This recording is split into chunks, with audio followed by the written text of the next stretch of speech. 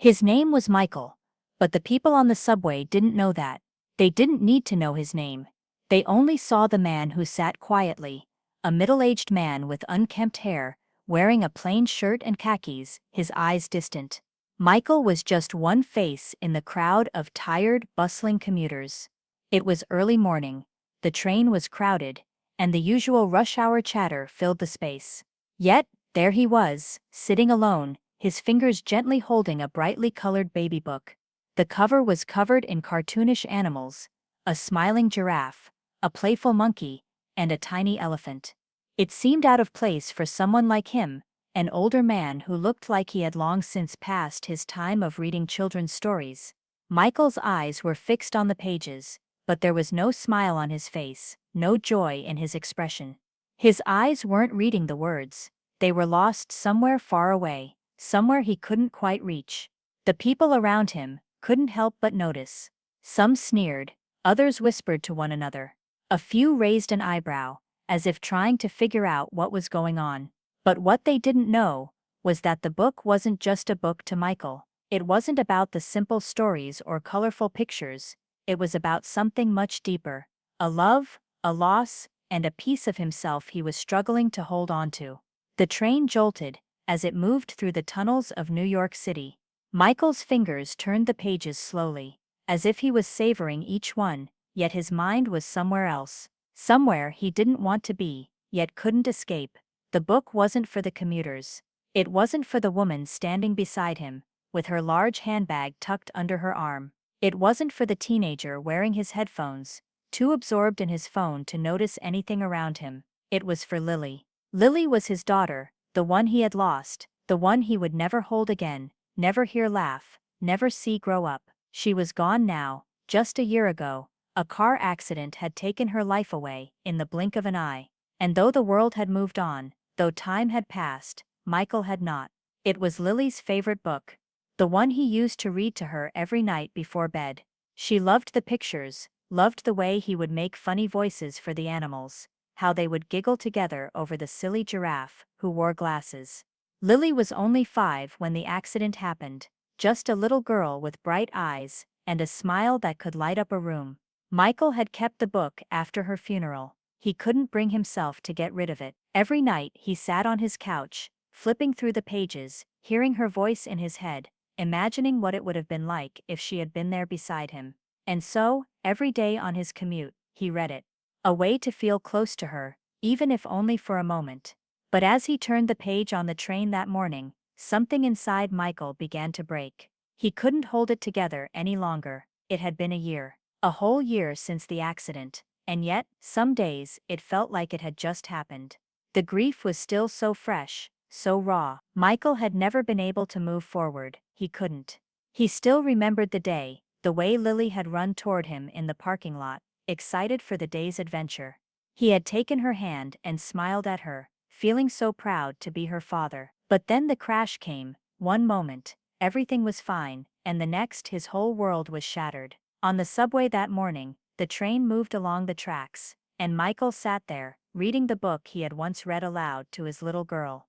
The pictures danced in front of him, but it was as though he couldn't see them.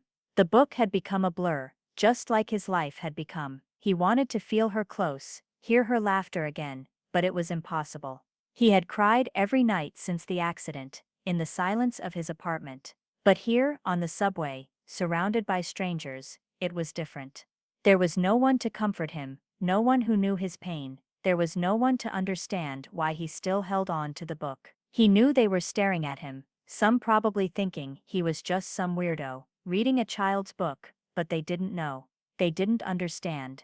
And then, as the train rumbled to a stop, the floodgates opened. The tears came, silent and uncontrollable. Michael's body shook, his chest tight with grief.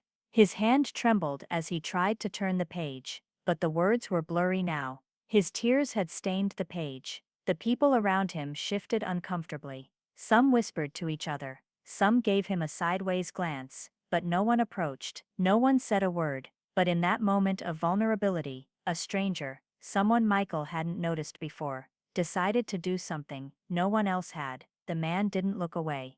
The subway car was still crowded as usual, the metallic hum of the train filling the air, but Michael's world had shrunk to just the sound of his own breath and the weight of his sorrow. Then, a hand landed gently on his shoulder. Michael jumped, startled. He looked up, wiping his eyes quickly, and saw the man who had touched him. He was a middle-aged man, probably in his 40s, wearing a simple jacket and jeans, his face kind and understanding. "Hey," the man said, his voice low but steady. "It's okay." Michael didn't respond. He just nodded slightly, too embarrassed to speak, his heart pounding in his chest. "I know it's hard," the man continued. "I know it hurts, but you don't have to carry it alone." Michael's breath hitched. He blinked rapidly, trying to stop the tears from falling again, but the stranger didn't look away. He didn't pull back. He stayed there, his hand still on Michael's shoulder, offering quiet support.